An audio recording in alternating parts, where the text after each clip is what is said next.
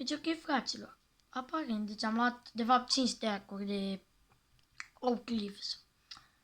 Băi, vă las aici, vedeți voi ce vorbiți, vedeți dacă vă înțelegeți cu ăla, că poate vă bate, că sunteți la casa lui. Mamă, trebuie să-mi pun Oak Leaves în casă. Ok, cred că o să dureze foarte mult asta. Cred că o să fie ceva ce o să dureze prea mult. Dar, mamă.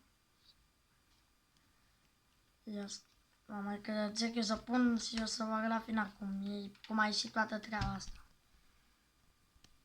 Fraților, că mi-am și acoperit-o, nici nu trebuia, nici de ce am luat 5 stack-uri, nici nu știu că mi-a trebuit doar un stack jumate, păi mă rog. Hai să mă duc să pun în chest înapoi. Da, nu prea a fost cea mai bună idee.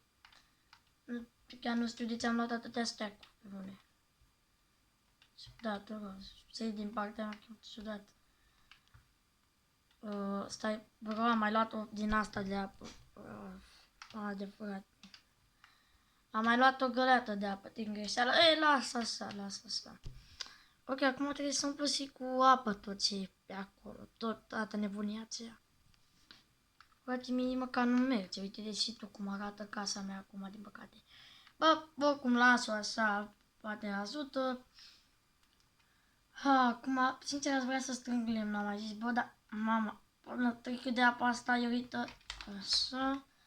Colețile astea, lasă-le, depinde. Hai să vedem, astea încă se mai fac, mamă, 50, aproape un stack. Păi ok, mă duc după lemn, cred că aproape se face seara, mă rog, nu știu. Și, bă, trebuie să mă duc urgent după lemn. Bă, stai că e enervant, stai să închid și eu să acasă, nu fie o problemă. Bă, stai mă, Și acum trebuie, cred că, acum trebuie doar să mă duc după lemn. Prin partea aia văd eu pe unde, pe acolo mă duc eu după lemn. Mamă, desparte că aparent e miezul nopții, mamă, vreau să mă duc acasă, mamă, dar stai că trebuie să mă bag cu astea, mamă. Mamă, deci vreau acasă să mă duc. Sper că nu s-a întâmplat nimic. Acum nu cred că s-a întâmplat nimic. Că e doar o poveste din asta. Mă rog, nimic interesant. Bă, acum n-am chef să mă bag cu Mobi. Bă, lasă-mă în pace. Unde ești? Hai că mă enervează. Bro. Stai că e enervant. Enervează, mă jur. Mă jur pe tot ce vreau. Bă, Sincer, hai să mergem. Bro, ăla e satul distrus? Bro, what? Stai, mamă, hai că mor. Nu. Hai, mă, frate, nu! Nu, o să mor.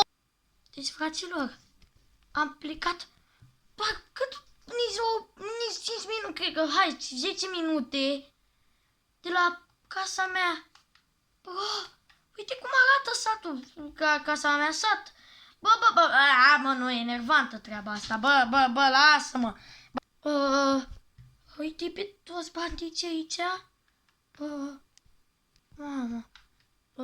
Bandit, mama, scrie cu roșu. Bandit și ăsta cine e? Bandit șef. Oh, nu. Ce vreți? V-am făcut ceva? E tot în regulă? Un supraviețuitor. Vrei să fii unul de-a nostru? Nu mulțumesc. Nu.